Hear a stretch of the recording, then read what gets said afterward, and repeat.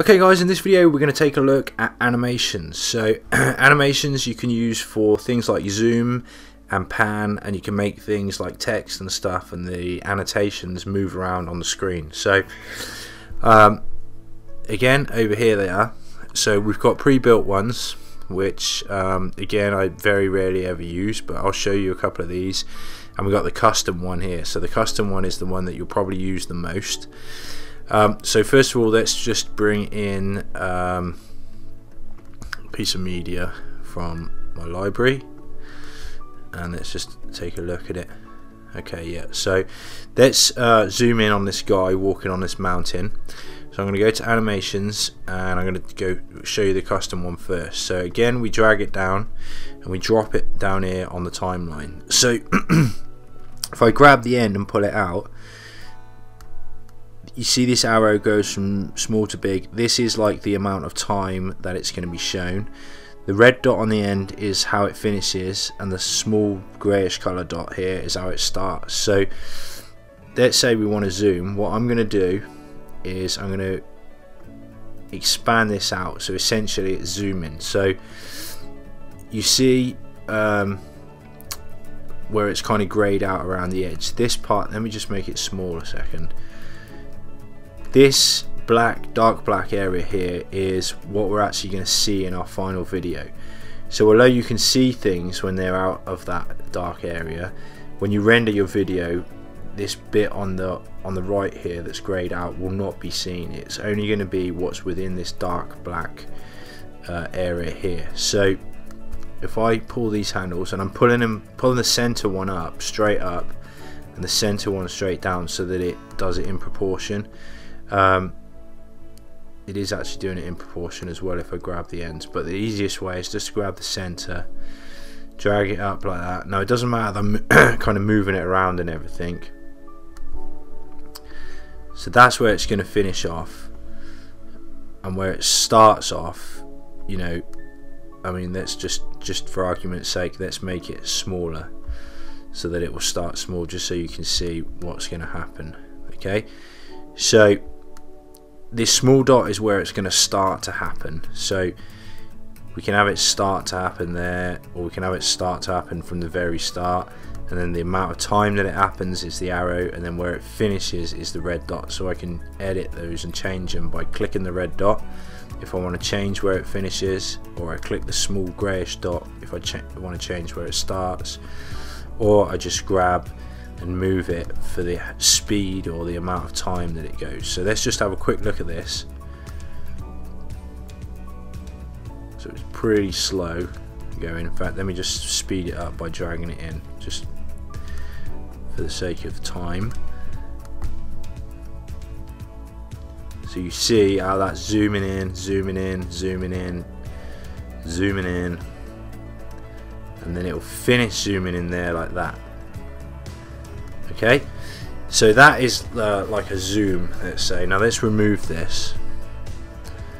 I'm going to remove, I just right clicked on there and hit remove. Let's put this back to normal size, or no, let's put it bigger. So although this video clip is actually moving around anyway, I mean, I wouldn't do this with this particular clip, but I want to show you how it's working.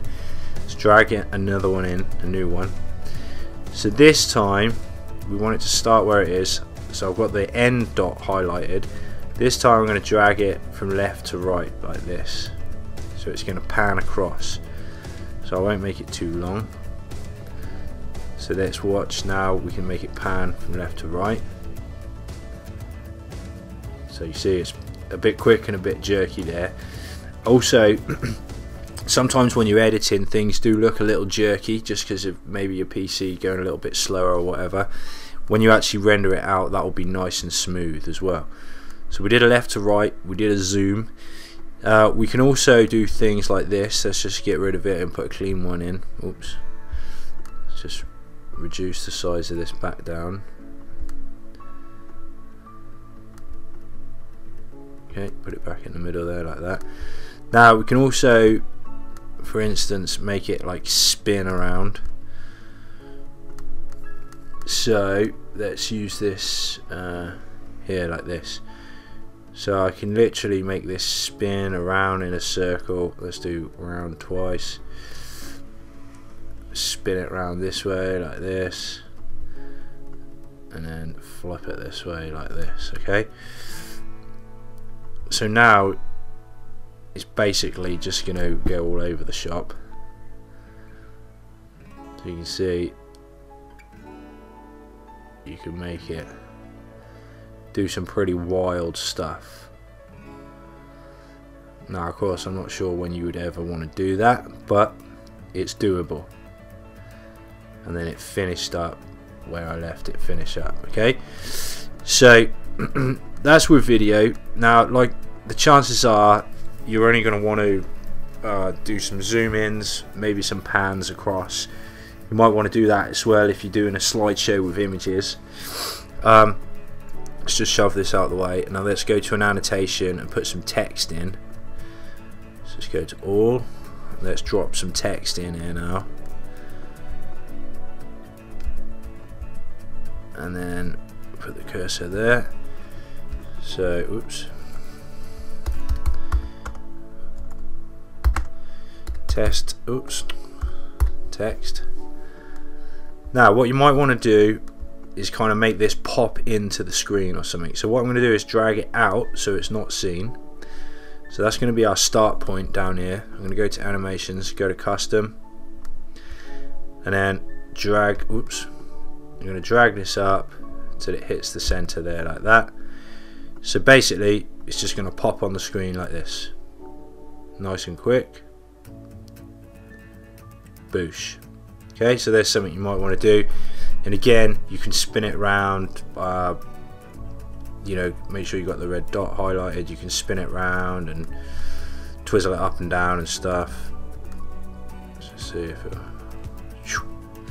okay, so you might want to do that with text. Let's just have a look at one more thing here, which, in fact, let's have a quick look at some of these pre-built ones here.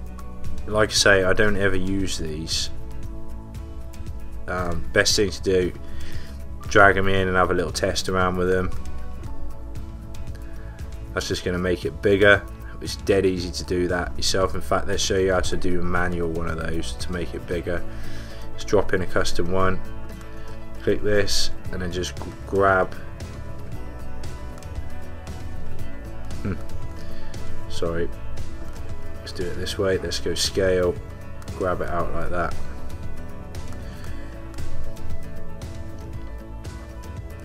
Okay, so it's easy enough to do one of these scale ones yourself.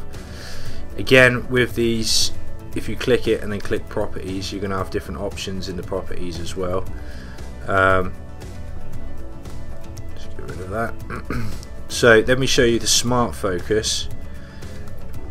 Get rid of these. I'm going to go back to my library, and I've got a screen recording I did for the transitions video here.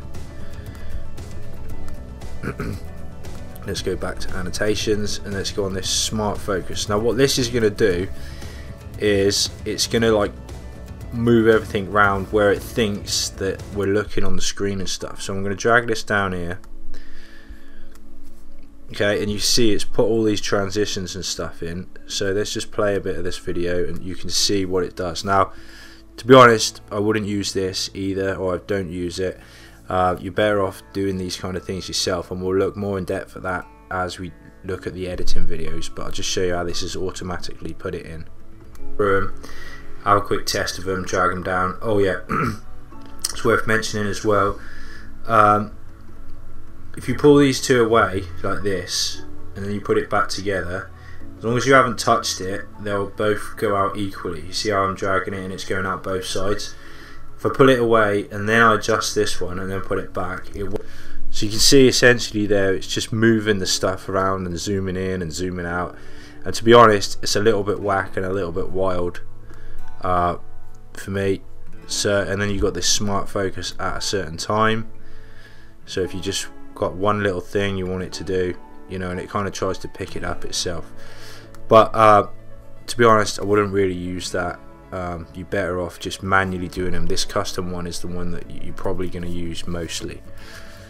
Okay, so that's it I think for this video, and I'll catch you in the next one. Bye for now.